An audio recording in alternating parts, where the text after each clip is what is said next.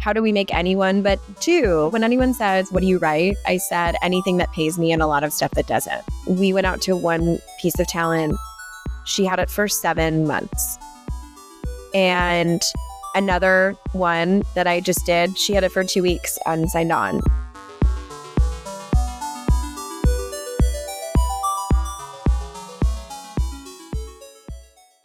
Welcome back to the Hollywood Hang. Today we have a very special guest. Julia started her screenwriting career over a decade ago as a staff writer on The Adventures of Puss in Boots. Since then, she's written over 40 episodes of kids' animated television across a dozen shows, including Trolls, The Beat Goes On, Skylanders Academy, and Strawberry Shortcake. In 2019, she sold an original live-action sci-fi show to Freeform, and her comedy feature, One Up, was released on Amazon Prime in 2021. Julia currently has numerous feature projects in development with production companies and studios like Chernin, Netflix, Black Bear, and Star Thrower. She is repped by CAA and RMG. Julia Yorks, thank you for joining us on the Hollywood Hang. Yay. Thanks for having me, guys. I know I sent you that bio, but it just makes me feel old. No, oh my God, that was amazing. She's been doing this for 1,000 years. Wait, there was something that in your bio that I wanted to say, but Julia, know this made me think of, and I don't know why. We had, unless there's another Julia Yorks, we had met in LA like forever ago, and you had told me about your script, and I still think it's one of the college dad. The dad goes to yes. Okay. Yeah, I knew that we had met previously before I saw you on TikTok. Where did we meet? Wait, how long ago was this? Everybody back up. Like 20. It had did I move 2018? 2018. And I moved in 2019 to New York. Yeah. So it was in that. And where did we meet? But I remember meeting you. I feel like it was like Awesome Assistant. Like Awesome Assistant. I don't know what it was. I don't know if you were ever in that, though. That wouldn't really make sense for you to be in. I was in Awesome Assistants when I was an assistant. And I actually stayed in it until I was no longer an assistant. And the only reason I got out of it was because at the time, my agent's assistant, I saw him or her, I can't remember, in it. And I was like, this is my cue to leave because I want this person to have their own privacy and space. But I loved it. Oh my God, I love drama that doesn't involve me. And it was just drama that didn't involve me. I was obsessed with it. But that's actually, Awesome Assistants is how I got my manager, who I'm still with to this day. Oh. But backtracking, that script was called The House Dad. And it was basically Mrs. Doubtfire, but set in a sorority house. So like an overprotective dad pretended to be the house mom of his daughter's sorority to keep an eye on her, which in 2011 was hilarious. Like, think Vince Vaughn. I think today, maybe not. But in 2011, it was really funny. And that was the script that got me my first agents. It was the first script that got me general meetings. It got me my first job. So that is one of those concepts. Like, it's just like, oh, that is good. Like, like I feel like sometimes people just give me a one-line pitch and I'm like, dang, like that's it. Yeah. And he was, the premise was that the dad was like a Bachelor style reality TV show producer. So he was what I would call like a lovable chauvinist, which was very popular in the early 2000s.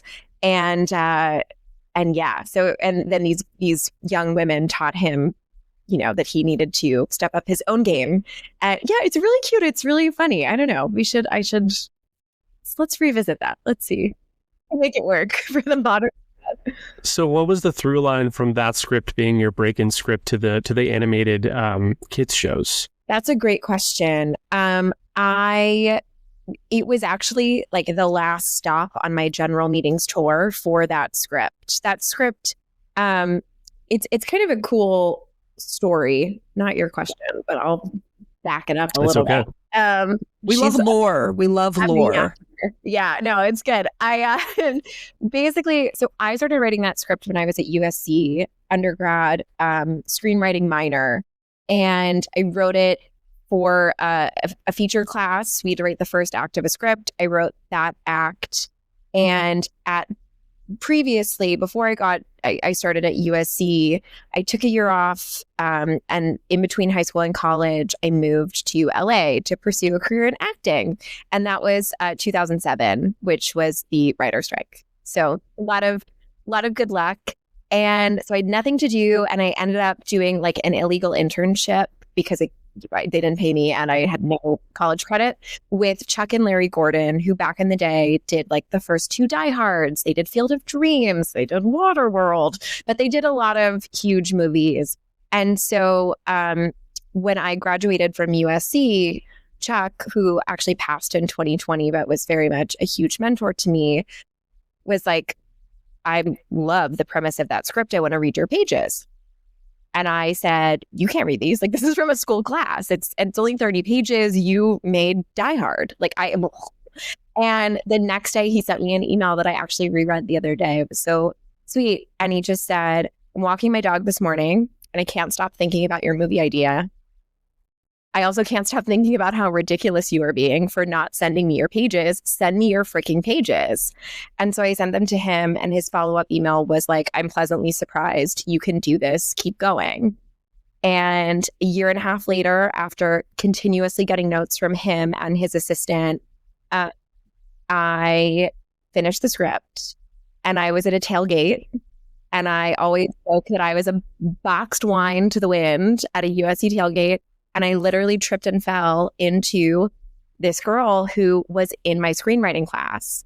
And she actually said, which I was like, this was very nice of you to say. And also like, but she was like, honestly, after you started reading that script in class, I knew I didn't want to be a writer anymore. And now she's an agent, which is great because she had an eye for talent. And she said, I'm an assistant at Gersh and I want to give that script to my boss. And 2 weeks later, I was repped. And a month later, we went out with the script with Chuck and Larry attached to produce. And it went all over town. It got me general meetings for about 2 years. So wait, were you you were like just out of USC at this time by the time you got repped? A year and a half out. Okay, yeah. Yeah. So I was young. And but I'd been in the industry for a really long time because I was a kid actor. But the lit side of things, I thought, as I'm sure most people do when you're starting out, like, producers are attached to my movie. This movie is going to get made. Every email that I got over the period of time, I was glued to my computer. Every general I had, I was like, this is it. This is the thing. And it was not. And so 2 years after I got wrapped, after these huge producers were attached to my movie, I had a general meeting at DreamWorks Animation, and they had just started up their TV department. And they said, we don't have any writers slots open, but we need a writer's assistant. And you don't have any experience. And so I said, okay. So I was a script coordinator with an agent, a very weird kind of experience. And yeah, so much like I tripped and fell drunk at the tailgate, I tripped and fell into a career in animation as well. That's so interesting. I didn't, for some reason, have we talked about USC? I didn't know you also went to USC. No, I don't think we did. What year did you graduate? Well, I was in the MFA program. I graduated from that in 20, I was there 15 to 18. Oh, okay, great. Yeah. So I went undergrad until 2011. Got it, yeah. But I was only there for 2 years because I went to Northwestern. I took a year off, went to Northwestern, was very cold, transferred to SC. Got it. It was very cold. Very cold. The hairs in your nose freeze. And your eyes together. It's yes. I get sick than I was in Chicago. There's just no reason to go to that state for 4 months of the year. But gorgeous in the summer. Like, what other place can you be literally in the water looking up at skyscrapers? It's crazy. I know. God, it's like, that's actually one of the places that they say will be the most secure when like climate change takes the edges of our world off. Ooh, interesting. So we all might be back there one day. I mean, as of now, the real estate is better than New York or LA. So let's do it now. Uh-huh. Yeah. Okay, so sorry, there's a hold, please. I'm in New York. I'm like a semi-busy street in Los Feliz, but okay, so what? So you've always known you wanted to work in the industry because you were was child acting where you like, Mom, I'm going, or was your mom like, this is like fun for us? A combination of both. I think I'm an only child. I have a lot of older cousins.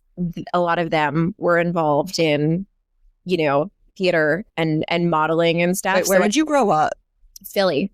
Well, I say Philly. I'm from a little town called New Hope, which is now famous because Gigi Hadid and Bradley Cooper live there. But, when I was growing up, it was this cute little touristy town that is like colonial and like has a very big gay population. Like our mayor, there's a parade every year and he dresses up in drag and, walks down the street. And also like when I was growing up, we had a lot of cool motorcycle gangs that would drive through. Eclectic, artistic. I think it's just like a weird little spot. Austin Butler riding his motorcycle around with his Elvis accent. Totally. Yes. Yeah. So it's like a weird, cute little place to grow up that is now becoming. There was just an article that came out where it was like, "This is the next Hamptons." It's like, all right, let's slow it down. But yeah, a really cute, sweet place to grow up. So any M. Night Shyamalan movie, like New Hope is the town next to the town where Signs was filmed.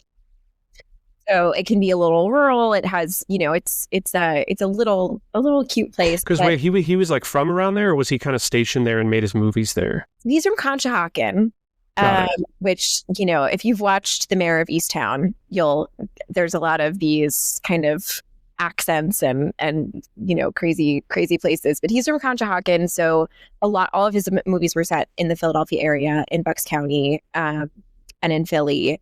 And so I had a lot of small parts in bigger things that filmed in Philly. I was in 2 M. Night Shyamalan movies. And you were in arguably the best movie, Unbreakable. Thank you. Yeah. A classic. Yeah. Although I did really enjoy Trap. So. So fun. Yeah. Yeah. So fun.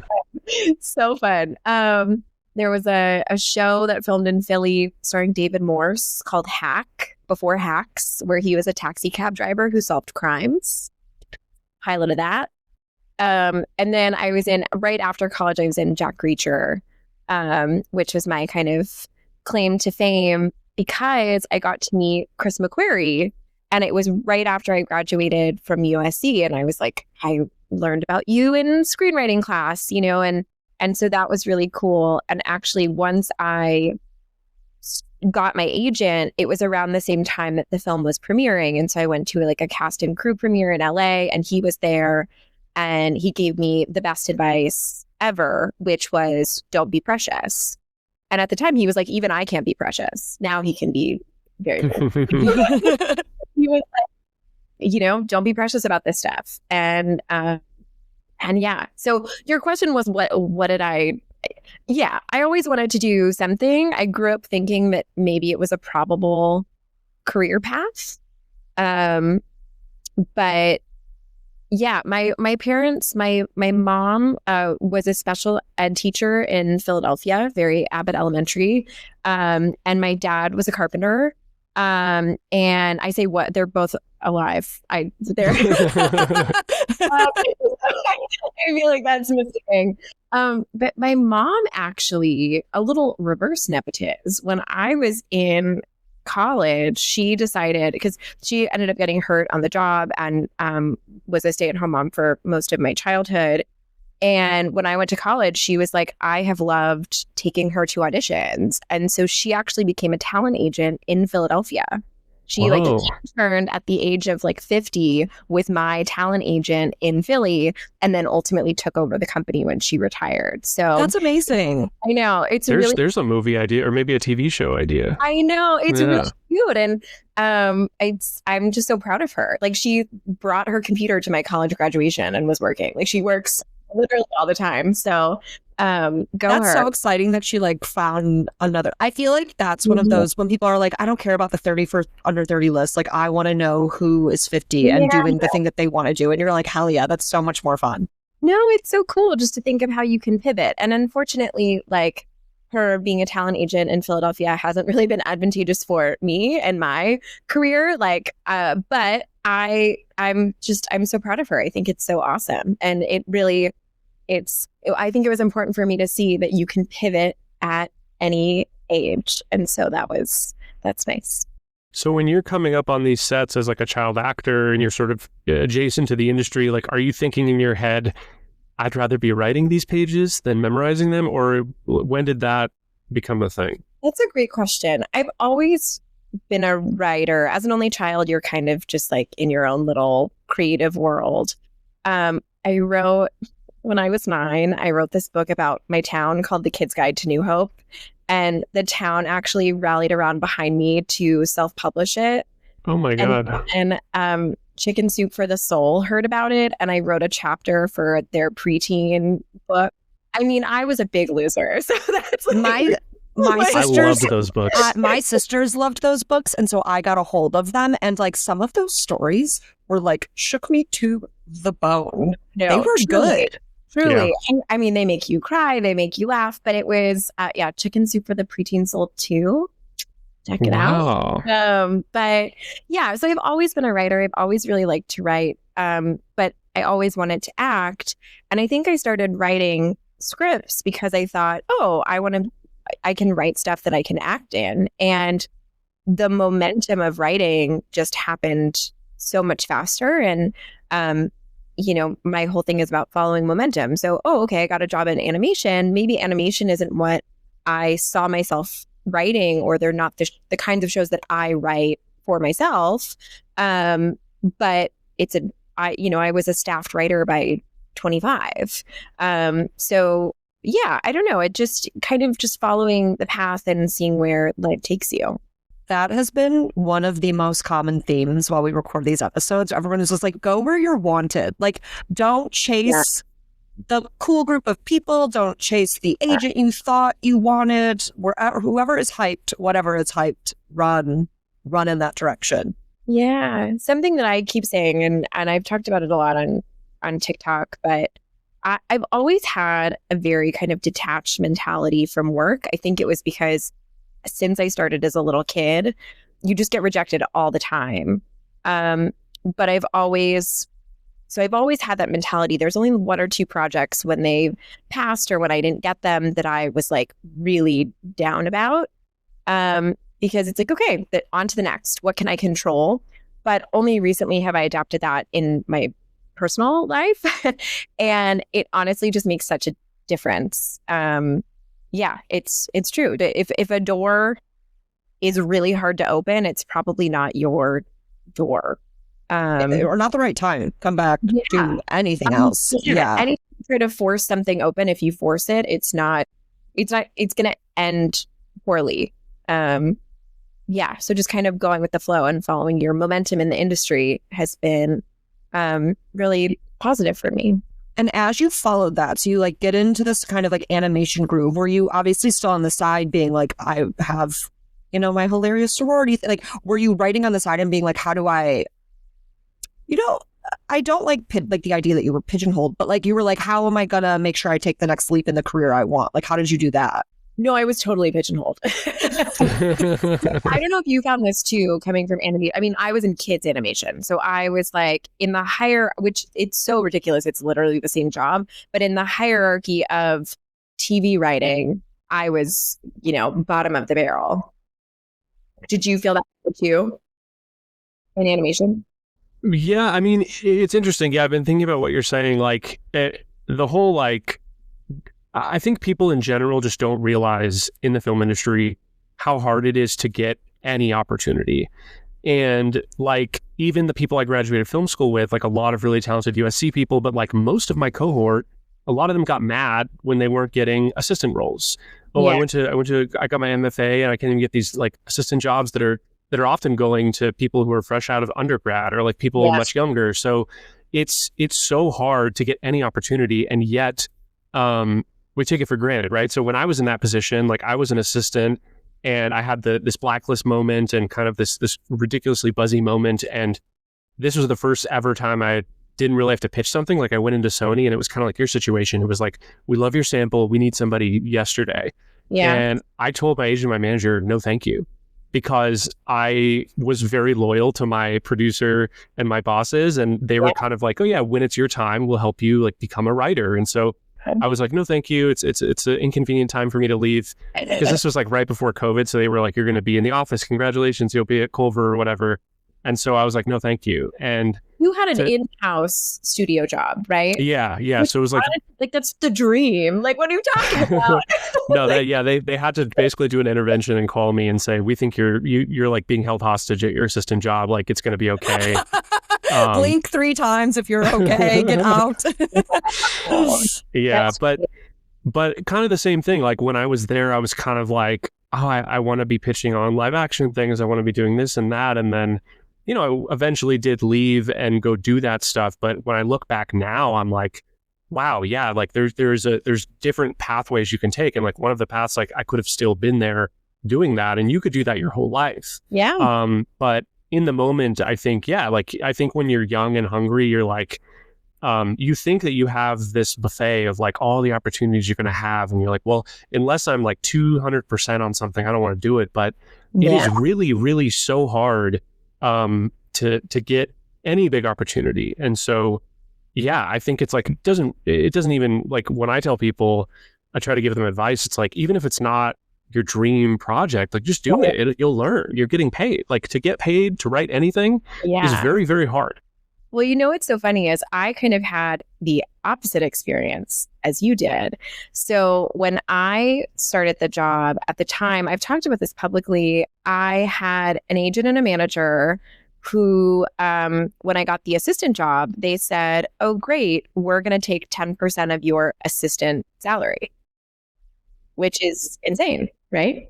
So the sum 0 plus 0 and the negative taxes is that they get nothing because you get paid nothing. That's not the norm. Nope. The norm would be take 10% of my freelance episode. So then 10 and 10. But no, they each took 5% of, so 10% total of the $750 that I made a week as a script coordinator on The Adventures of Puss in Boots.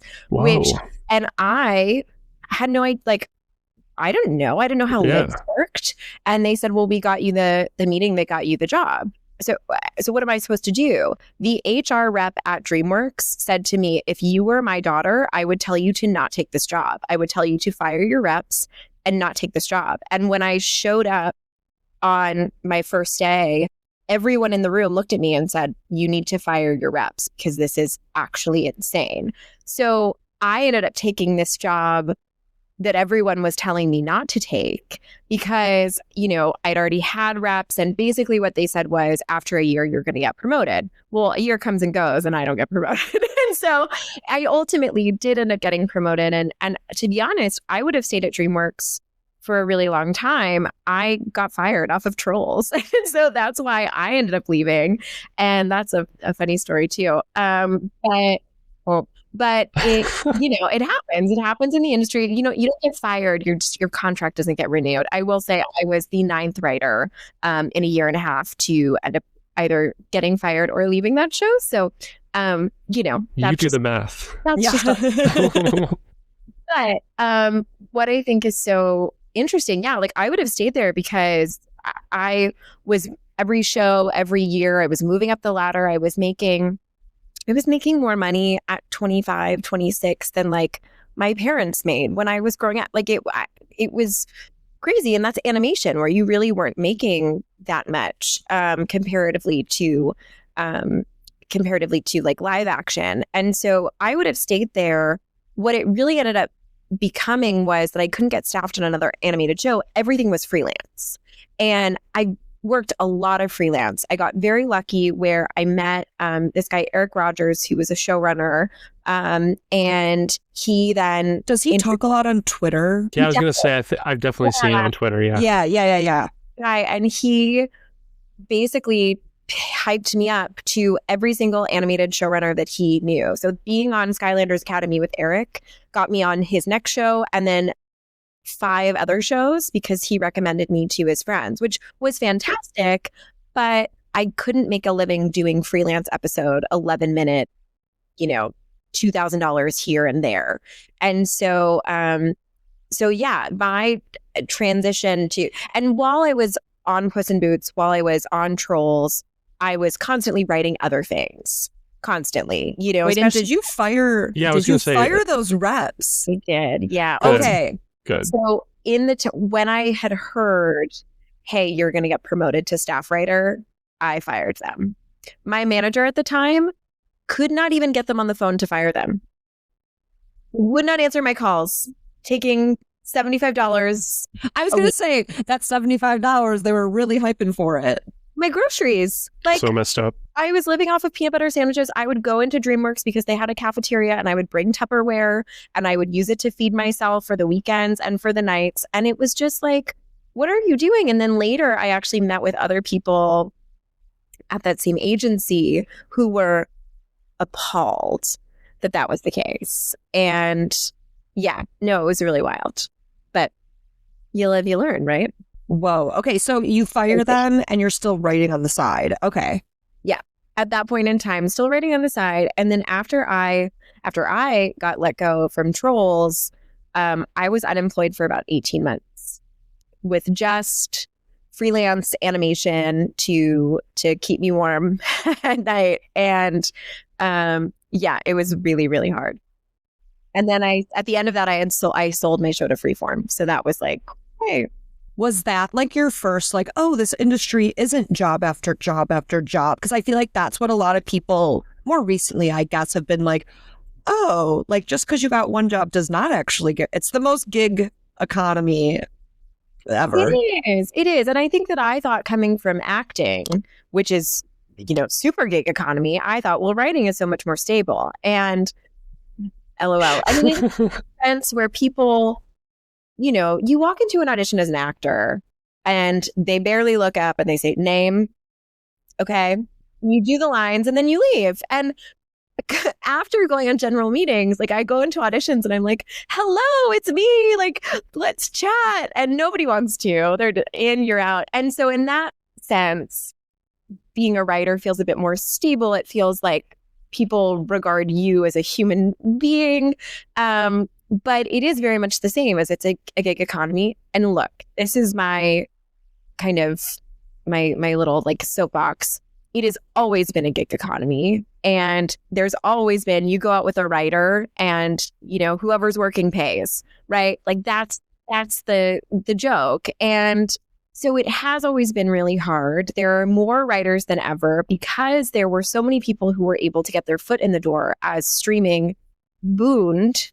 And now there are a lot of people who gave up their past careers or thought that this is it.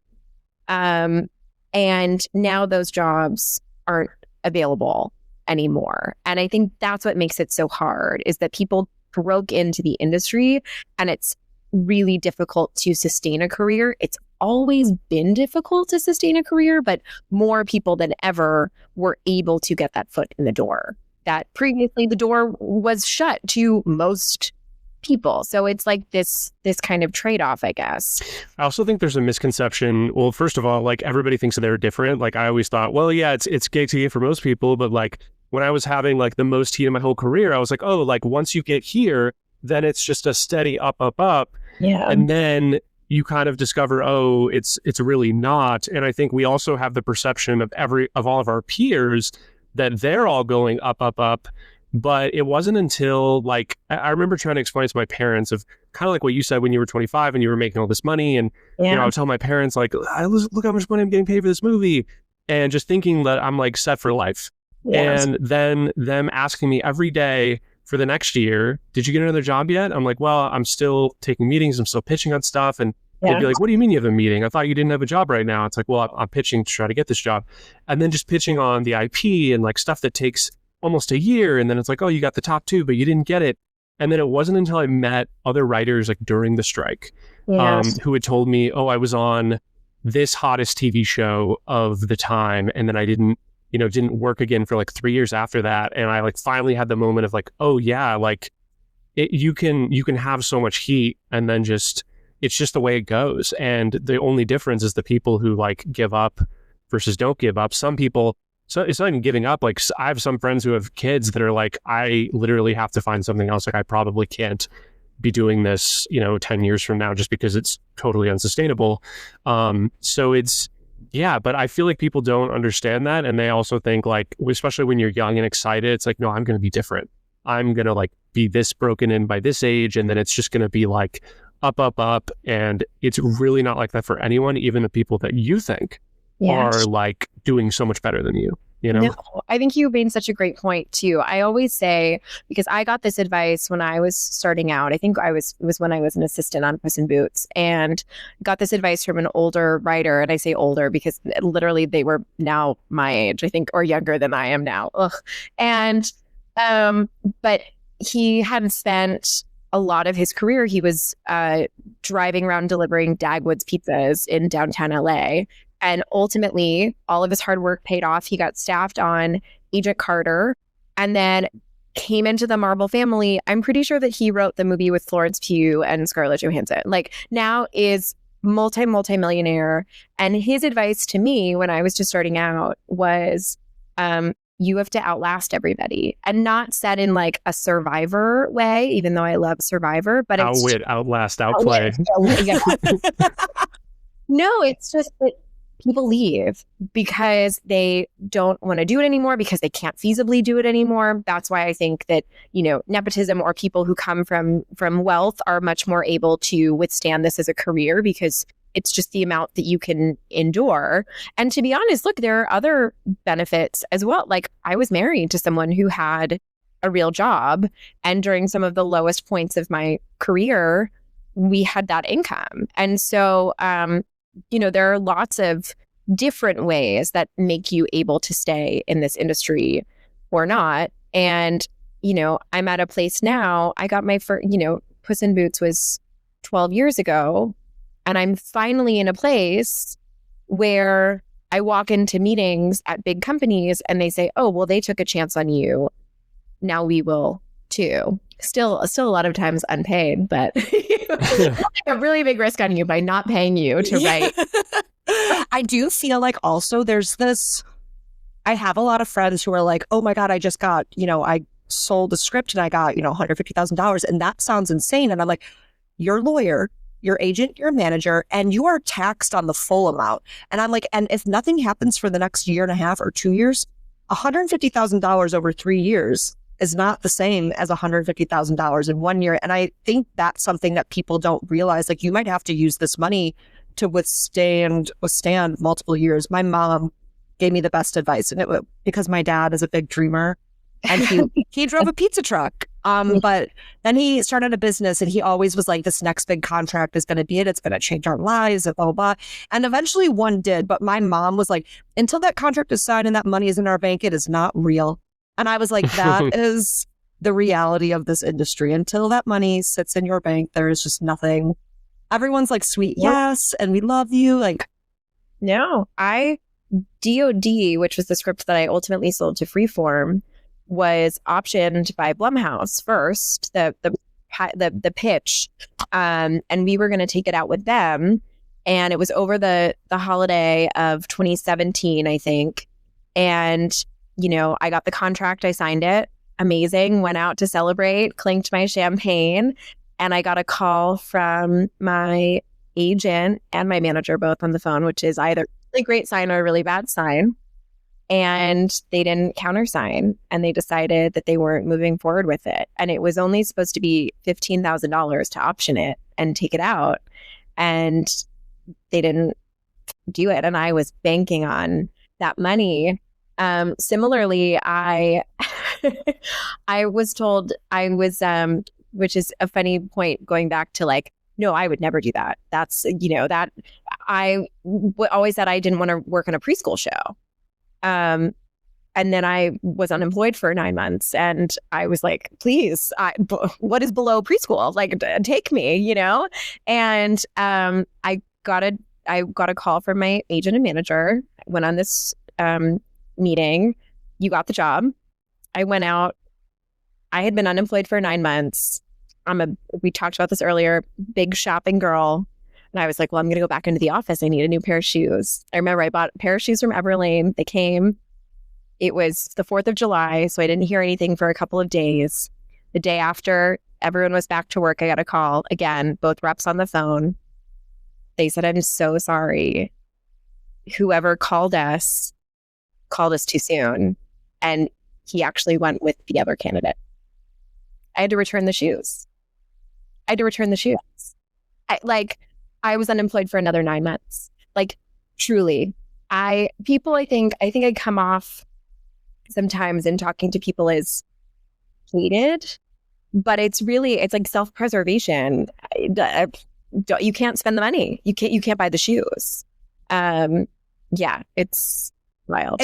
I feel like that's like the really big part of, again, it's like, we're like, oh, I thought I made it, or like, I thought I had it. And you're like, but to what you were saying earlier, though, it really, I think grit is one of those things where it's like, you just got to let that roll off your shoulders and then on to the next one, because that's all you can do here. No, it's so true. Grit is the best way, I think, to describe it. And again, it's like, I have also having so many irons on the fire. If you have one project, when I had House Dad and that was the only thing I had, when that failed, I was like, what do you mean I have to write something else? I'm sorry, what? I spent 1.5 years on that project. What are you talking about? And now I have so many projects that it's just like, okay, that one's not going to go. Fine. I've got this other thing that we've got set up, but also, yeah, we've got an actor, we've got a director. Okay, where's the money? If there's no money, all right, what else? What else is out there? And you really do have to think like that, because otherwise, you're sunk. How do you emotionally pick yourself up and like when you've sort of have those long stints? And I feel like the funny part about all this is I feel like a lot of people are going through this. Last year leading up to the strike, and then after the strike, we all thought it was going to be like booming. And a lot of people now, I have like more and more friends who are just kind of like tapping out. But like you said, right, like we've had these moments in time before, like this has always kind of been a part of the game. But how do you find, like, do you motivate yourself by thinking, okay, I'm going to write something so good that it's going to like pull me out of this? Or because I've had so many moments where sometimes I just have to take a little bit of time off and be like, okay, I'm just so sour right now about this whole industry. Like, why did I even do this? Yes. But then, eventually I get like an idea that I'm excited about or something. But what keeps you going in those times? What's so crazy is I really try to channel it. Like during the writer's strike, I was in a pretty low place. It was, to be candid, it was like a pretty low point in my personal life and then also work life. And I ended up writing a spec of a horror movie, something that we'd pitched for many, many years, because I was like, I'm not writing this for free. And then, of course, during the strike, I ended up writing it for free. But I will say, if I had written it when I initially had been working on it, it wouldn't have been the same script, because I wrote it at what I thought was a really dark time of my life during the strike. And then I revised it during the darkest time of my life, which is my divorce. And it is the best thing I've ever written, for sure. My manager read it and said, I didn't know you had this inside of you. I was like, well, there you go. It's very dark. It's very crazy. And I just think for me, it's so cathartic to get it out there, put it on paper. I really think there's something so incredible about the fact that you can start with a completely blank page and then you end up with 100 and some pages of world that you have created. And to me, like, the only way out is through, which sounds so cliche, but really, when I feel like I don't have any control over a situation, the only thing I do have control over is my output. And so, take some time, take a breath, like take a day or two or however long you need to feel like shit.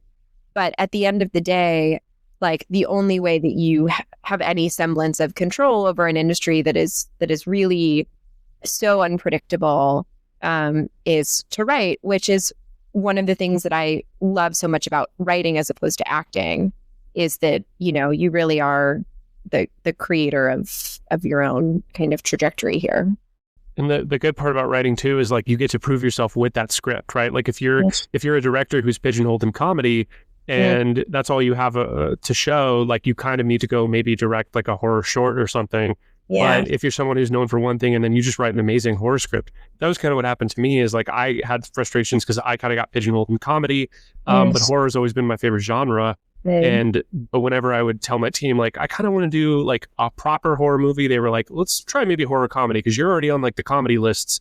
But once you just write something amazing, it's not like an amazing horror script floats around and then people are like, well, he still has to prove himself. Like you're proving yourself with the document. Yeah. So it's kind of like you can always reinvent yourself as a writer with like one new amazing script, even if it's something that you've never done before. Well, I find that so interesting because I always tell people, do as I say, not as I do. What I did was I wrote everything across the board. I was really just, if I connected to character or story or had a great idea, it didn't matter if it was a comedy feature or, an indie family drama or a sci-fi grounded J.J. Abrams style TV show. And what I found early on in my career was people like to brand you and put you in a box. And it's not to contain you, it's to promote you. Like, how do reps give me a log line of who you are as a writer? And to say she's a new writer and she does everything, it's really hard to sell. And so I remember when I sold my show to Freeform, it was grounded sci-fi. And so all of a sudden it was like, Julie Plec very kindly said once on Twitter that I was like, it was early J.J. Abrams vibes. And so then that became the thing. Okay, what's your next two TV scripts need to be grounded sci-fi. And I did that, but also like had these comedy feature stuff. Like, again, it was following the momentum. And now it's been so great because I can walk into any production company or studio and they say, oh, well, you've done all this stuff, so you can do anything. You have this rom-com, you have this horror movie. Awesome. But it wasn't always an asset. I think that for me, it was, not, I wasn't doing myself any favors early on by being so diverse in the samples that I had. That was kind of like my managers had read Better Luck Next Time. And I was so lucky. I got so many meetings from the blacklist, but I knew I was like, shit, this is my wonky campy comedy. We love that. But I tend to write like Yellow Jackets, Gold, Mayor of Easttown, soapy, dark things. And I was like, and so I like told a few people that and they're like, we're going to have you be our comedy girl. And I was like, it's not going to work in either of our favors then. Like, I promise my other samples are different. And I knew I had the right managers because they read it and they were like, we know how to pitch you. And they're like, this is going to be great. You're going to do TV really dark. You're going to do some movie comedy and then we can transfer you in between. And I was like, that was nice to hear that they could figure that out for me because I couldn't figure it out and I couldn't pitch myself. I still can't pitch myself. I'm just like, whatever they say over there, thanks. But I do think I feel jealous sometimes of people who like have their distinct voice in their genre lane. I'm like, God, you're good. I know exactly what you're writing when you're doing it. Which is a little bit jelly, but I will say, I think, look at your scripts. Like, if you read my scripts read like I talk, whether it's in comedy or whether it's in drama, whether it's in horror, I have, and we all do, right? Have like a distinct cadence of speaking. I throw in a bunch of like, comedy in there, even if it's pretty, like the horror movie is pretty dark. But I just think voice is so much more than genre, and if you read a script, if you read my writing, you're like, oh yeah, that sounds familiar, whether it's a horror movie or whether it's this rom-com. Just realized we have triple blacklist vibes right now. Oh my God, you guys! We do. Triple TikTok blacklist vibes, which I think is really fun. This is a very niche lineup. The newest as the newest one. Do I get a jacket? Is this like we should probably start? We should probably be like, Franklin Leonard, can you get us some cool jackets? Wait, okay, I do want to talk about the Blacklist script, and because funny enough, I had script club last night. Someone said that to me, which was read it, and I was like, I can't ask her to come on because that's just like I would have been. I felt bad because I was like, it's like an extra thing she would have to do. So I felt bad. Oh my god! Yeah, everyone really, the grandma like stole everyone's heart really badly, but everyone really, really loved it. And it was just like, to say that, like, you're like, oh, that's how I talk is really true, because I ran through that script. Yeah. And I was like, oh yeah, this is just like not a conversation, but I'm like, it's like a metaphorical page turn. I was on my laptop, but like ran through so fun. And at the beginning I was like, God, how do you run through 7 guys in like this amount of pages? Like, this is going to be tough. How do you run through them? I don't know. Yeah. No, but it was so funny, and it was so, I think there was something extra fascinating with being like, obviously, I know journey story a little bit from TikTok. We get like a little bit more like with each time. I think you feel more comfortable. But I was like, this is watching kind of what we're saying, someone go through it. And like, I don't know if you had already gotten to that point that she gets to at the end of the script, or if she was like, I better freaking get here where it's like, I'm going to be okay. And like, fuck yeah. And like, it is much more important to know that you like yourself, and like, before you try and dig into the men. Sorry, Nick. No. No. It's so funny. And what's even funnier is I just had a call about it last night with the production company, because, you know, we're in the phase of going out to talent. And something that I found really interesting is, look, I wrote this script. I started writing the script in 2021. I was in a relationship. I was married in 2021. And so it wasn't like this script came out of that. It was actually a producer, an independent producer, who came to me with the title and said, I have this title. It's a great title.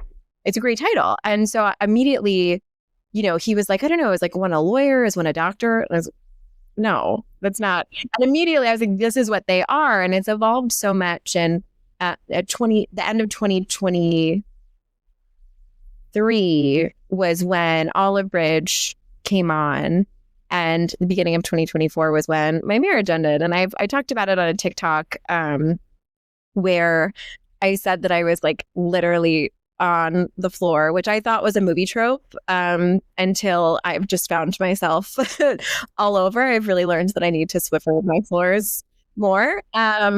But I literally like had snotted all over the hardwood, and I had set an alarm for this meeting, and I got up and like slapped some makeup on my face.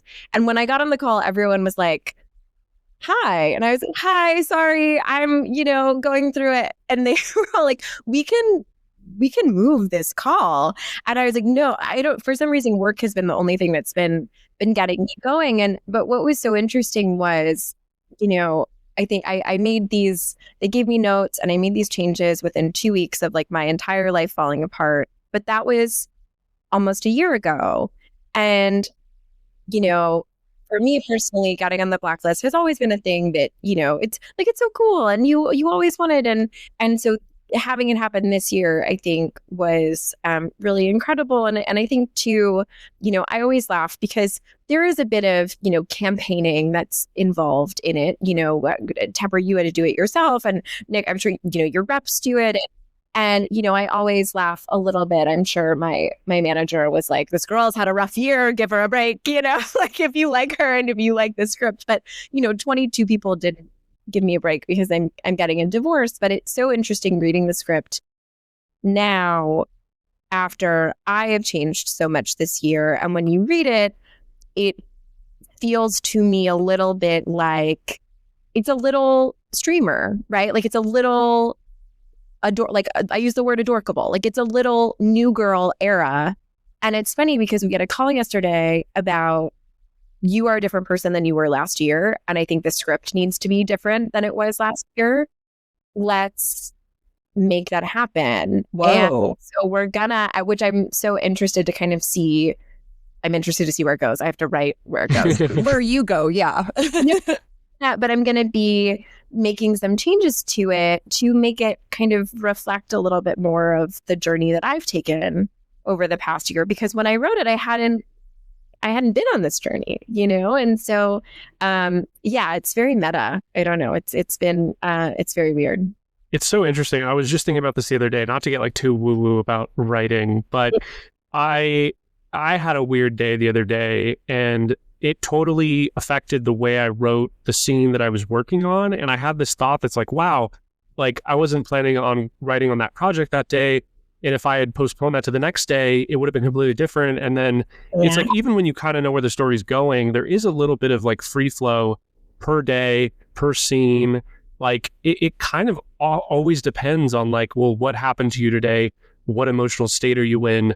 Yes. It's almost like there's a million different little branches that your story can go depending on like who you are at the exact moment that you're writing. Yeah. Which is crazy to me. Yeah, it is. It's so personal. And I remember, when I first was going through this period of my life, I met with a writer who he's a veteran. This guy, Dennis Hamill, I met him on the picket lines during the strike. He was staffed on SVU, but he was a columnist for the Daily News. He, had written books that got adapted, just like this great Brooklyn, guy. And he sat down with me and he'd previously been divorced, and he just said, put it into the work. Like, just channel how you're feeling. Right. He was like, I wrote my best thing ever after, going through that time. And you can write when you're happy too, you can write when you're going through a great time. But just writing through it.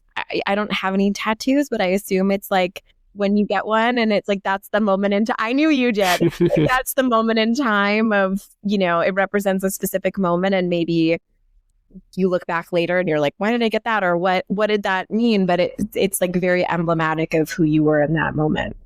Okay, I'm calling this right now. Someone's going to like steal this and put this on Reddit shower thoughts, but writing is just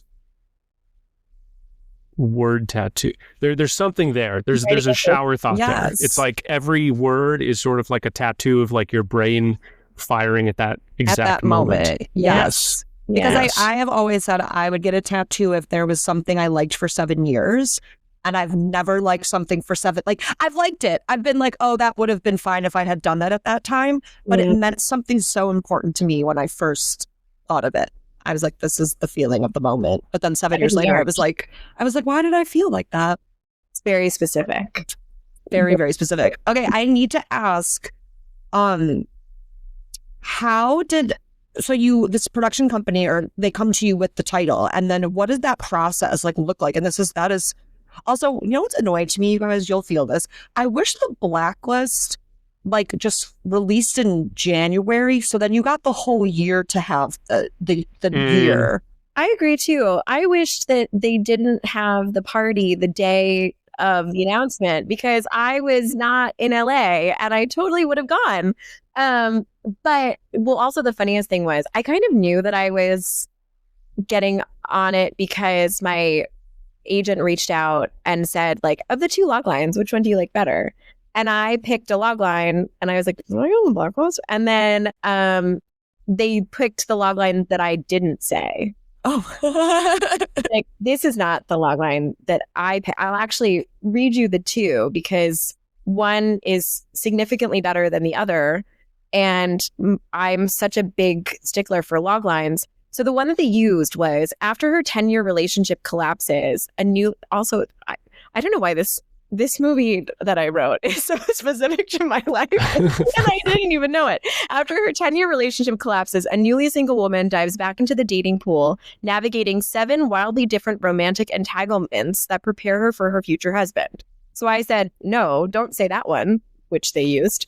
And what I had said was, after her 10-year relationship collapses, a newly single New Yorker dates the 7 archetypes of guys to get unstuck in love. It's much less like wordy. Yeah. Yeah. So anyways, that's just me. Yeah. We love a good log line. Yes. Okay. So how does I'm shooketh that like you were writing this before last year. What I find so interesting is, everyone wants something franchisable. And after Anyone But You, everyone was like, how do we make Anyone But Two? Right? Like, how do we? And so with this, I'm like, what's the 7 guys you date before marriage? Then it's 7 girls you date before marriage. It's the 7 guys after marriage, which now I'm living. You kind of have all of these different iterations of it, which I think makes it so fun. No, it's really, it's honestly so straight. I mean, I guess it's like anyone who's been through a divorce, or any relationship that ends. A relationship ends, and then you start to meet other people, and kind of the way that it works. So I guess it all feels very strange that it's come out in this time in my life. It's a weird coincidence, but yeah. So basically, what happened was it was an independent producer who I just met with, and he read some of my scripts and he loved them, and he was like, "So I have this concept. What do you think?" And so often, that's what a general meeting becomes. And if they don't have development money, you either don't do anything with it or you do. And at the time I was just like, I really love that idea. I think there's something there and I think it's fun. But it took me so long to write because I wasn't getting paid for it. So other things kept popping up. And but I just really loved the title and the concept. And so ultimately it became this. But we went out with it in 2023 in the beginning, and then the strike. And so right after the strike is when Olive Bridge reached out, and we met with them, and they said, yeah, we want to do it, which was so cool because it was on the heels of Anyone But You, which is great. How do you balance when you talk to other writers and people ask for advice about balancing free work that you have, that you're faithful will result in something, versus saying yes to an infinite amount of free work, because then ultimately you're not getting paid for anything and you're still busy? Truly. When anyone says, what do you write? I said, anything that pays me and a lot of stuff that doesn't. Because that's just the reality. If it's with a company that I am super excited to work with and I know will pay off, I think that that's a really interesting route. Something that is frustrating, that companies who I'll tell you offline that have development money but don't have development money, but there is something that is beneficial to developing something with a company that loves the project.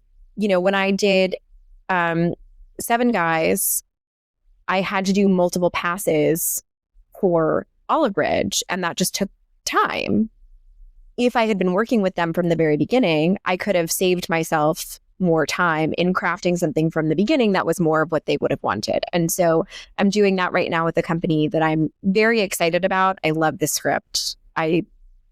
It's basically Jerry Maguire meets Uncut Gems. I'm so obsessed with this movie, if I do say so myself. But getting to work with them has cut out a lot of the time. And it's a company that I really respect. And so there's that. Or it's, I love this idea. I'm obsessed with this idea. I have to be the one to write this. And so it's either of those things. And then in terms of, if I'm getting paid, where do I sign?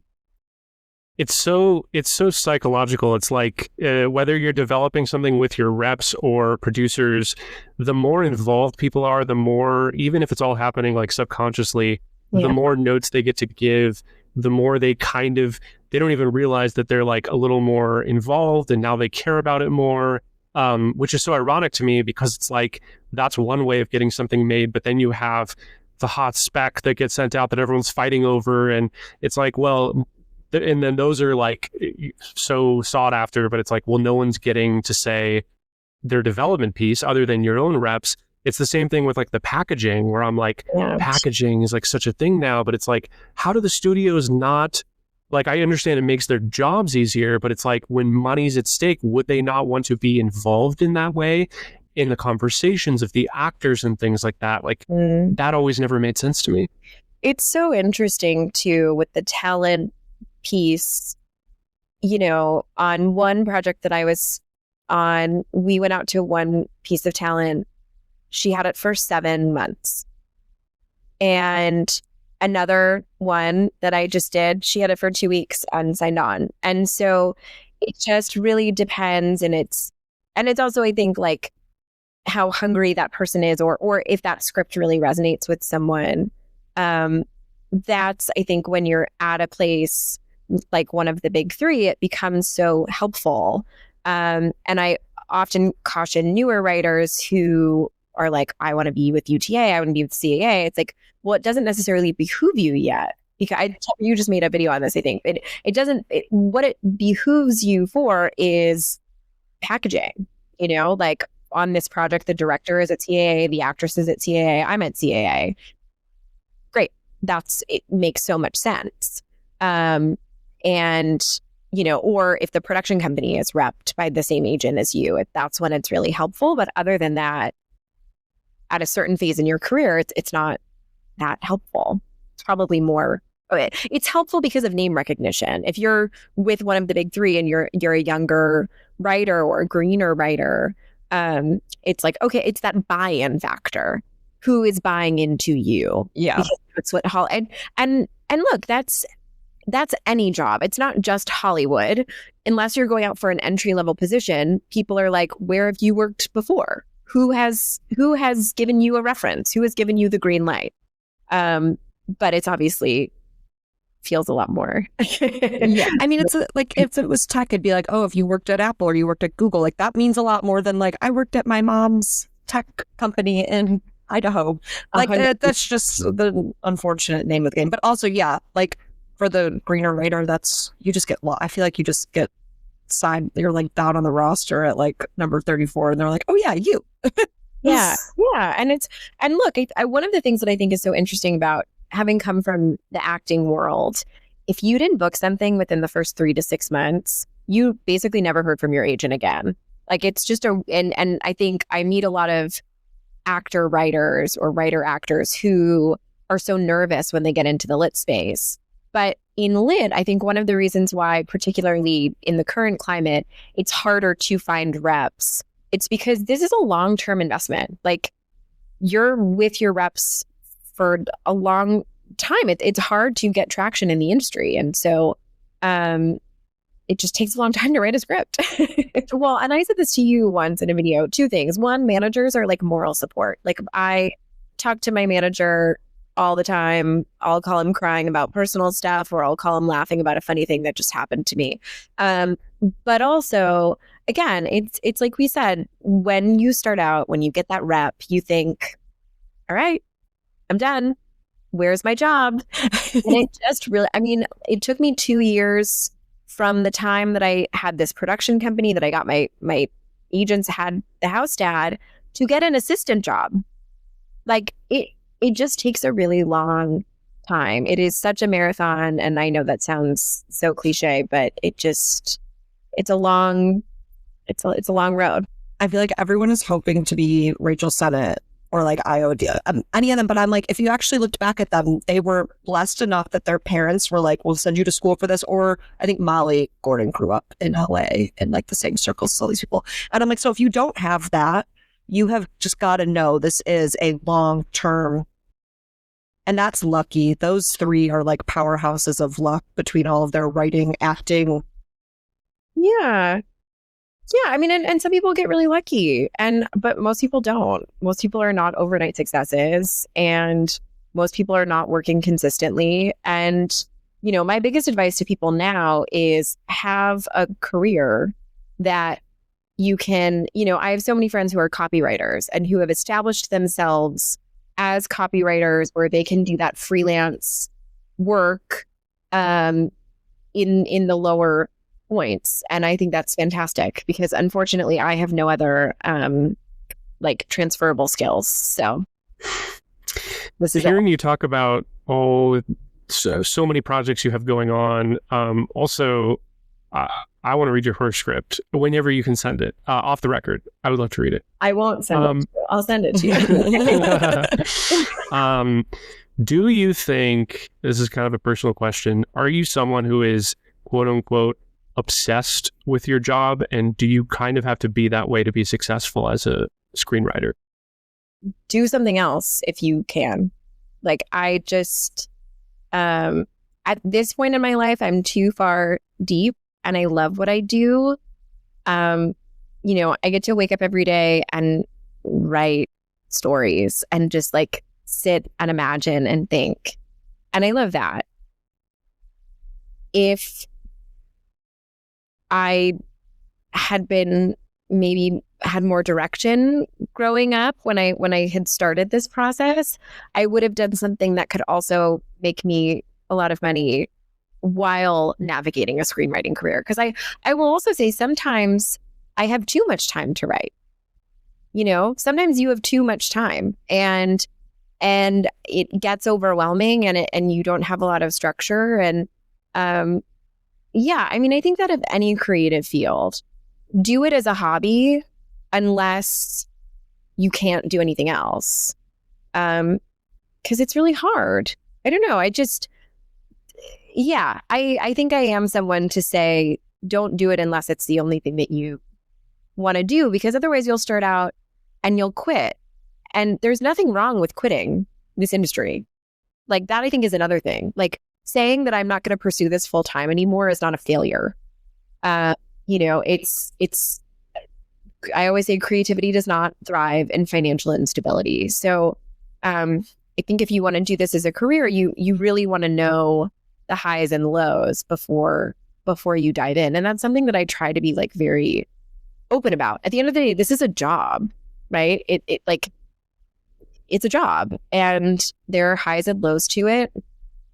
Personally, I feel very lucky that I've been able to navigate it for as long as I have and do it. And I really can't imagine myself doing anything else. But if you can imagine yourself doing something else, I would say do that thing and then make time to write. Just because you're not doing it full time right now doesn't mean that you won't eventually get to do it full time. Well, that's a perfect transition to our last question. We like to end this with all of our guests to ask for one anecdote of the three options. Okay. What is your either high, low, or hell no of your career thus far? Let me end on a high. I think that the high of my career thus far, well, I think it probably hasn't happened yet, but honestly, because we're all on the blacklist, like, to me, in a really tough year, I think that was the high for sure. Just so often in this industry, you are doing things that, you're getting paid or not to write scripts that will never be announced. And so you can look at someone's IMDb or you can hear what they're doing, but you really have no idea all of the work that people are actually putting in and the success or the momentum or what have you. And it just felt like a really cool moment to say, oh no, like, shit's moving, right? And so yeah, I think that was the high of the most recent high for sure. I'm sure you get the same comments on TikTok every time you talk about the blacklist of people like, it doesn't even mean anything anymore. But it's like, it means a lot emotionally because you do not get a lot of celebrations as a writer. So it's like, it's this thing where you actually do get to celebrate and your parents will call you and be like, oh, you made some list. Congratulations. Yeah, no, it's cool. It's exciting. And I think it's validating more so than anything else. And we're artists. We need validation. Well, thank you so much for coming and talking to us. I think this will be very helpful and informative and inspiring for all of our writer listeners.